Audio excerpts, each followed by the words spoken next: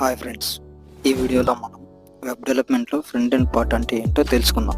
Front ఎండ్లో మనకి 3 parts ఉంటాయి: HTML, CSS and JavaScript. HTML is nothing but structure. ఇప్పుడు స్ట్రక్చర్ అంటే మనం ఒక ఇంటిని ప్లాన్తో కట్టాలి అంటే మనకి సిమెంట్, బ్రిక్స్ అలాంటివి తీసుకొని ఇల్లు కడతాం. అలాగే వెబ్సైట్కి డిజైన్ చేయాలంటే లైక్ ఇల్లు గట్ట మనం బ్లూ ప్రింట్ ఎలా తీసుకుంటాం, వెబ్సైట్కి కూడా బ్లూ ప్రింట్ తీసుకుంటాం. ఒక వెబ్సైట్కి స్ట్రక్చర్ అనేది క్రియేట్ చేస్తాం. నెక్స్ట్ సిఎస్ఎస్ అంటే కలరింగ్స్.